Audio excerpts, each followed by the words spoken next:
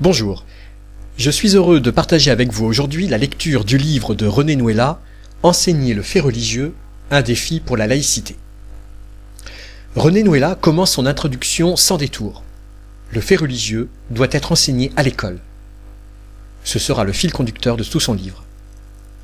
En effet, la connaissance du fait religieux lui apparaît indispensable pour comprendre les événements du passé comme ceux du monde actuel, pour accéder aux œuvres du patrimoine et entrer dans l'intelligence de l'univers symbolique.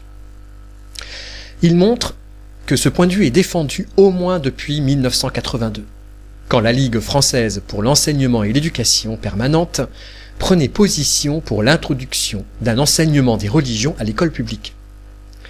En 1986, dans un dossier du monde de l'éducation, des enseignants s'en prennent avec virulence aux programmes qui ne permettent pas de remédier à une inculture religieuse préoccupante. Je cite, « La laïcité depuis un siècle a gommé des programmes tout ce qui était confessionnel. En tranchant ainsi par le vide, la République a rendu incompréhensible pour des générations de jeunes une partie de leur histoire. » Citons pour l'anecdote des enseignants qui, au XXe siècle, remplaçaient le début de la fable de La Fontaine, le petit poisson et le pêcheur, le petit poisson deviendra grand pourvu que Dieu lui prête vie, par pourvu que l'on lui prête vie. Même le Conseil de l'Europe, en 1993, a émis des recommandations en matière de prise en compte du fait religieux à l'école. De leur point de vue, il doit contribuer à comprendre le temps présent grâce à une meilleure connaissance du fait religieux. Il permet aussi d'ouvrir les jeunes pour leur apprendre à mieux se comprendre les uns les autres, les sensibiliser au respect de la personne humaine, proposer aux élèves un travail sur la culture religieuse pour ne pas laisser le champ libre au développement des sectes, introduire la culture religieuse dans l'institution scolaire pour aider chacun à être plus au clair sur ses croyances ou ses incroyances, et enfin, s'approprier le patrimoine religieux pour accéder aux valeurs d'une culture. Mais en 2003, Jean-Paul Willem fait toujours le même constat. La religion, comme phénomène socio-culturel, et son intelligence nécessaire pour comprendre l'histoire des hommes et des sociétés, disparaît du champ d'étude. Cette situation est aggravée par le contexte de déchristianisation et de sécularisation de ces dernières décennies. La formation religieuse ne peut plus être assurée de la même façon.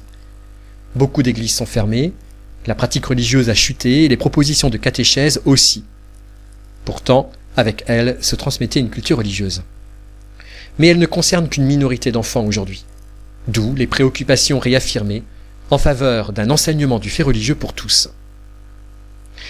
Pour rendre possible l'enseignement du fait religieux, l'auteur décrypte les limites du principe de laïcité quand il est compris comme principe d'abstention ou d'exclusion. Il défend une laïcité d'intégration, et en particulier d'intégration du fait religieux dans toutes ses dimensions. Mode de vie, mode d'imaginer et de penser, la réalité des personnes et des groupes dans leur diversité, dans leur pluralité spirituelle. Une laïcité mal comprise est pour René Nouéla suicidaire à terme quand elle proscrit de l'école l'histoire des religions. Par ailleurs, la laïcité est désormais perçue comme une valeur positive par l'Église catholique. Pour René Nouéla, le fait religieux, c'est de l'objectivable. Il peut donc s'inscrire dans du scolarisable. La difficulté est que le fait religieux renvoie aussi à ce qui est subjectif. Elle désigne aussi la quête de sens, le désir de transcendance, le chemin d'intériorité.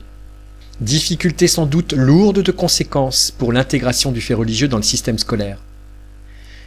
Comment alors procéder en classe ? Tout d'abord, comprendre le symbole en général et le symbole religieux en particulier. La pensée symbolique permet de comprendre la complexité du monde. Toutes les disciplines sont concernées par cette approche. L'enseignement artistique est sans doute le vecteur privilégié à l'école primaire pour initier les élèves à l'expérience symbolique. Ensuite, s'initier au mythe. Dans le langage courant, le mythe a pu devenir synonyme d'illusion, mais avec Claude Lévi-Strauss, Nous savons aujourd'hui que loin d'être des histoires fausses, porteuses d'illusions, les mythes sont des récits chargés de sens, ce sont déjà des tentatives de rationalisation. Entrer dans les mythes, c'est aussi passer par l'étude des textes sacrés.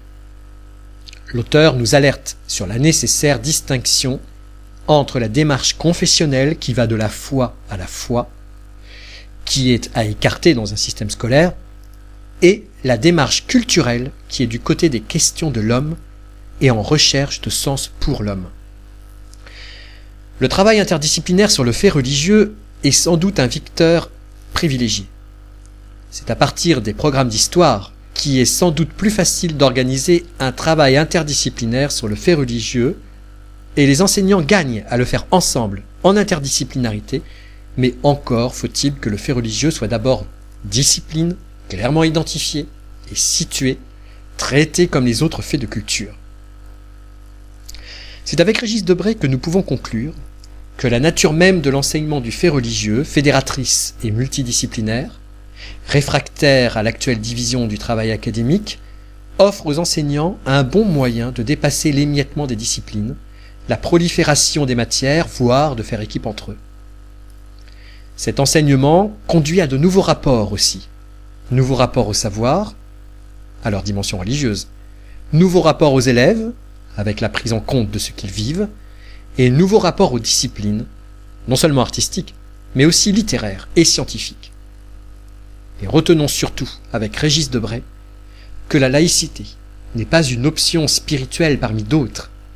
Elle est ce qui rend possible leur coexistence. Aussi, ne peut-on séparer principe de laïcité et étude du religieux. Merci.